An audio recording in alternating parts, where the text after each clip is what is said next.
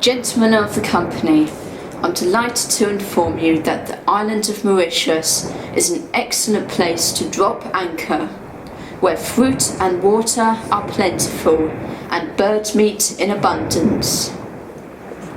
On the island lives a bird named the Dodo, after its curious call. The bird is an easy catch, but is larger than a swan, but can neither fly nor swim. In particular, the breast is edible and may, when properly salted, last us into the Moluccan coast. The dodo has but few feathers and is graced with tiny wings.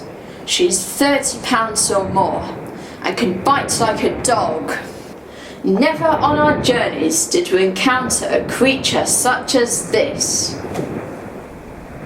I hereby sign and hold you in high esteem. Yours respectfully, Walford Harmonsoon, 1601.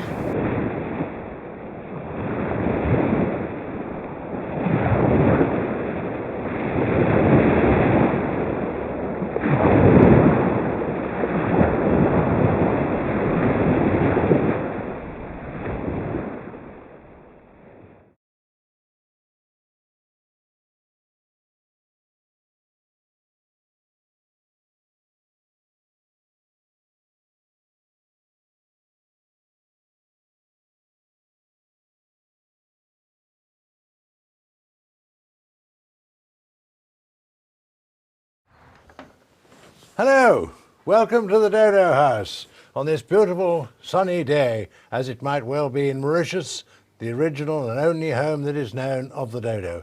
Come in and see the Dodo House and see where my collection all started.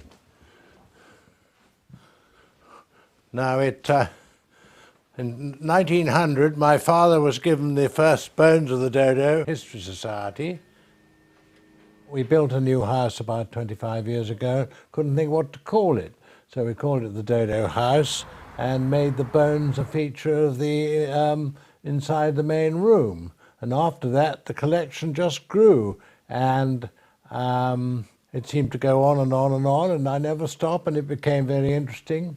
And I found people all over the world were interested in either providing samples of the dodo or making things, some under commission, some for their pleasure of making it themselves. And of course, I've got about 100 books about the dodo, so I'm not the first person to have been interested by the dodo.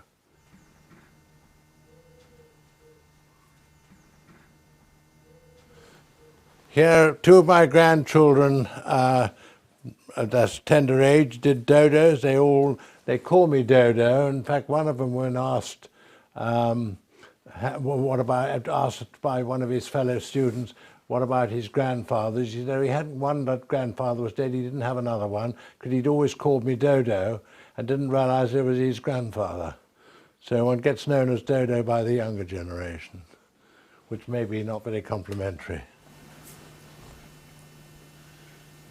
Here I have the head of a dodo, of which I have a whole dodo suit, which people can put on for book launches, or if a museum has an opening of a dodo exhibition. And that was also made in Lamberhurst, Kent, nearby. And it's a whole suit which fits almost any size, and it causes quite a lot of amusement. Some people say that I must be obsessed with clothing. I don't think I'm obsessed. I have a lot of other interests as well, but most days I have some correspondence or something happens about a dodo. So I wouldn't say I'm obsessed with it, but I certainly enjoy it and have a lot of fun from it. And for the last 20 years of my life so far, I've had a lot of fun collecting dodos. Don't do the dodo, don't do the dodo, don't do the dodo, don't do the dodo, don't do the dodo, don't do the dodo, don't do the dodo, don't do the dodo. Hey dude, don't do the dodo. Don't make the planet a no-go. Let's leave the rivers to flow. Let's leave the flowers to grow. Hey dude, don't do the dodo. The whole thing is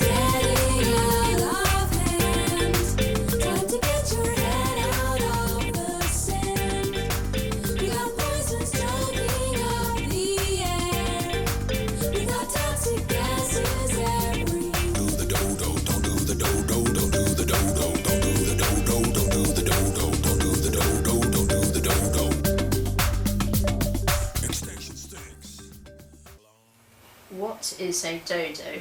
Well, a dodo is an extinct bird that lived a long time ago in the small island of Mauritius in the Indian Ocean, and became extinct because man went and developed things on the island and started farms and brought in their pigs and dogs and so on, and they wiped out the dodo bird, which couldn't fly and couldn't swim and had no predators up till that time on the island, and it was soon wiped out with the eggs being destroyed by the cats and dogs and the human beings. And the human beings found they were quite good to eat as well. So it was wiped out all in a matter of some 50 or 60 years of people arriving in the island. Have you been to Mauritius, and what did you find out when you were there? Yes, I have been to Mauritius, and I found the exact spot within a metre or so of where my bones came from, in a swamp quite near the international airport in Mauritius. And at one stage it was Dutch, and then it was French as well, until after the Napoleonic Wars, when we defeated France, and then we took over Mauritius and it became an English colony in about 1816 or something like that. And but it's been independent as an individual country for the last 30 or 40 years.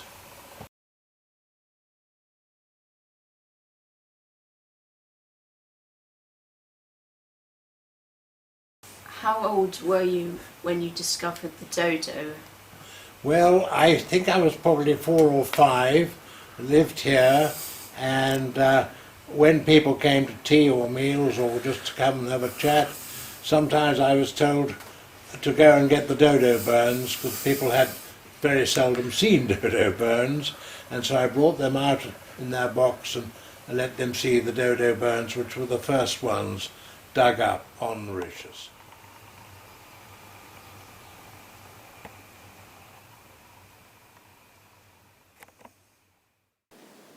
Would you tell me about your collection? Yes, of course. My father died during the Second World War, and I acquired the dodo bones, and even at that stage I had a very small natural history museum in a cupboard, and that naturally became the bones became one of the more interesting things in my collection.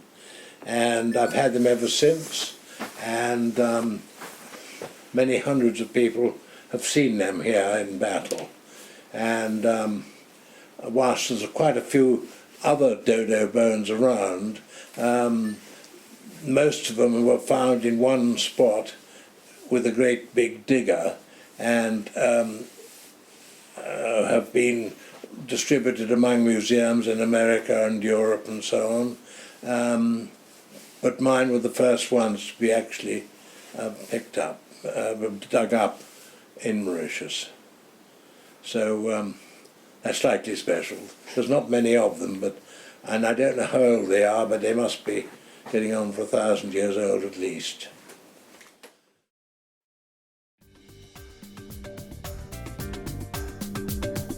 Don't do the dodo, don't do the dodo, don't do the dodo, don't do the dodo, don't do the dodo, don't do the dodo, don't do the dodo, don't do the dodo.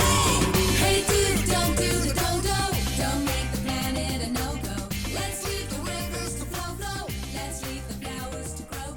Hey dude, don't do the dodo.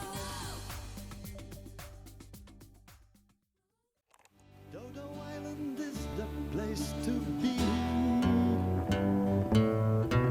Meet of the dodo for brave and hairy huntsmen. Meet of the dodo for us all. Meet of the dodo for each and every seaman. Meet of the dodo, that is all. ship anchor